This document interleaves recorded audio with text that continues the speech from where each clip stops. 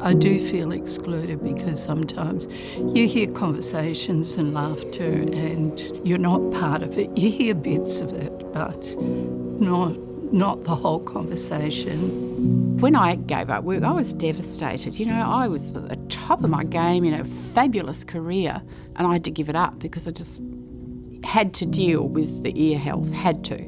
There was nobody I could talk to about how devastated I felt. Loneliness is an issue that comes with hearing loss. Two people are having a conversation and you're a third party in the conversation, and they're talking, and I'm thinking, what on earth are they talking about? In order to avoid having to communicate with people, I'd rather just be by myself. I almost play cryptic crosswords when I'm listening to people because I hear a word, I've got to make an interpretation as what that word was, and I can quite often get the wrong meaning. I have been embarrassed in that scenario. Without realising it, I probably speak quite loudly now. I mean, a guy walked in that I didn't know, and I turned to my daughter who was sitting next to me and I said, "Oh, is that so-and-so?" But apparently I said it in a very loud voice, and she said to me, Mum, you know, you're speaking too loud. And that was very embarrassing in that situation. I would say that I have felt excluded at most social gatherings, even with hearing aids, despite telling people that you are hearing impaired or deaf, they don't change their behaviour.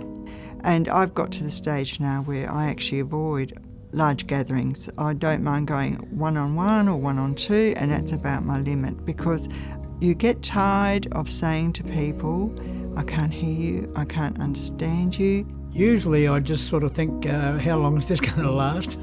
Hopefully it won't be too long. You know, when you're somebody who has always enjoyed being social, who's enjoyed networking and things like that, it's a bit of a shock to your system. My wife might be watching a TV program and she'll suddenly laugh, and I say, what happened then? And she'll say, I'll tell you later, because otherwise she'll miss the rest of the program, obviously.